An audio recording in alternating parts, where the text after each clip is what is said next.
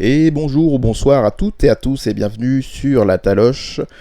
Suite à la vidéo de NW Power, je vous invite désormais à ma vidéo de Impact Wrestling, toujours en 5 points, et on commence maintenant. Premier point qui est malheureusement un mauvais point, c'est l'opener, avec surtout Katie Forbes qui est la compagne de Rob Van Dam, qui accompagnait du coup Rob Van Dam pendant son match contre Daga ce soir, et malheureusement Katie Forbes, je n'arrive pas à comprendre pourquoi elle est autour d'un ring de catch, ou en tout cas dans un programme de catch qui est diffusé à la télé, tout simplement parce qu'elle est très mauvaise. Le match du coup c'est un opener entre Rob Van Dam et Daga, un match malheureusement avec un manque de rythme assez flagrant. Rob Van Dam il est assez âgé maintenant, donc forcément ça va beaucoup moins rapidement et beaucoup moins intense qu'à l'époque. Il affronte Daga qui malheureusement n'avait surtout pas besoin de ce programme pour être décrédibilisé. Mais en tout cas, Rob Van Dam affrontait Daga, toujours accompagné de Katie Forbes, comme je l'ai dit, Katie Forbes qui était sur son portable pendant ce match, qui regardait apparemment des choses sur les réseaux sociaux et qui commençait à être un petit peu énervée parce qu'apparemment on dit du mal d'elle et de Rob Van Dam sur les shows, et du coup elle est énervée et elle décide tout simplement de quitter le match. Voilà, elle retourne au vestiaire. À ce moment-là, Rob Van Dam regardait ailleurs, donc du coup il ne l'a pas vu, et puis en plus il s'est rendu compte après que sa chérie, que sa dulcinée était tout simplement partie. Donc du coup il décide de quoi ? De partir aussi. Voilà, il ne finit pas le match et il part. Du coup il se fait compter à l'extérieur, et c'est Daga qui remporte ce match par contre à l'extérieur. Il en avait clairement pas besoin, je vous l'avoue. Pauvre Daga qui se retrouve toujours dans des programmes assez chelous du côté d'Impact. Mais voilà, malheureusement c'est un très mauvais point, j'ai pas m'attarder plus dessus. Tout simplement, voilà, Katie Forbes est très très mauvaise, autant dans son acting que ce qu'elle fait. En fait, je n'arrive pas à y croire et je trouve ça même malaisant et même insultant, je trouve, pour les autres performers de côté d'Impact Wrestling, mais c'est que mon avis. Et suite à ça, on a aussi dans les vestiaires, on a Joey Ryan qui est venu rejoindre les deux amants pour leur proposer une alliance, voilà, une alliance à 3. Et pas un plan à 3, juste une alliance, voilà, pour rester un petit peu dans le programme un petit peu non PG entre les trois, et voilà, c'était un mauvais point pour ma part, même si Joey Ryan et Rob Van Dam, ça peut être très marrant sur le papier, mais je suis pas sûr que ce soit un programme qui m'intéresse vraiment et que j'ai vraiment envie de voir.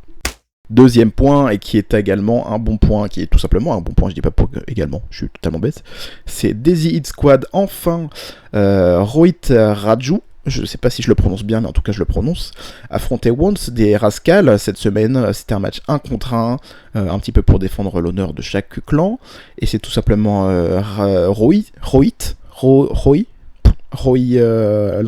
l'Hindou, je sais pas comment on doit dire du coup aussi, qui gagne ce match après une intervention de Mabel Ishera, ça je sais comment on le prononce, sur Once, qui distrait Once, qui portait un Swanton Bomb, et ensuite tout simplement l'Indien porte un double foot stomp sur Once pour faire le tomber.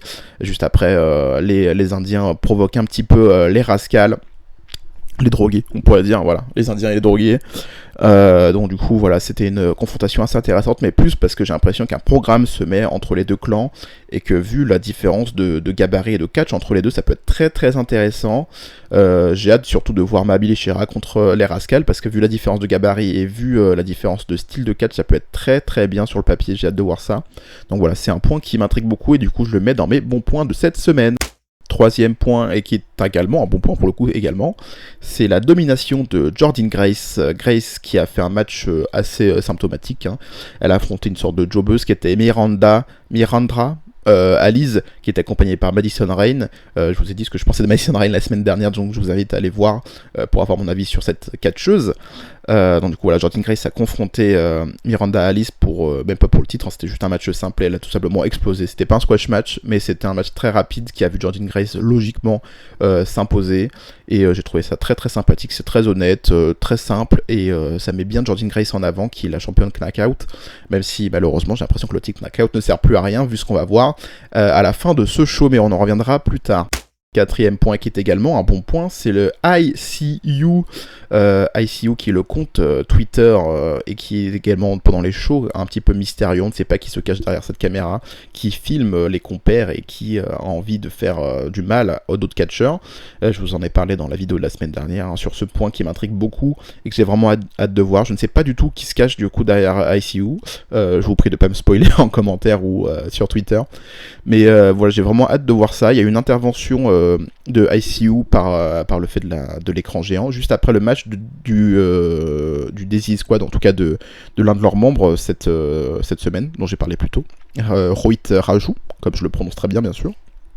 Et justement, juste après le match, on a eu la petite vignette sur l'écran géant qui est apparue et qui est disparue juste après. Donc on sait toujours pas ce que c'est, mais ça commence à se rapprocher de plus en plus et j'ai vraiment hâte de voir cette confrontation entre ICU et le reste du roster et qui surtout se cache derrière ICU.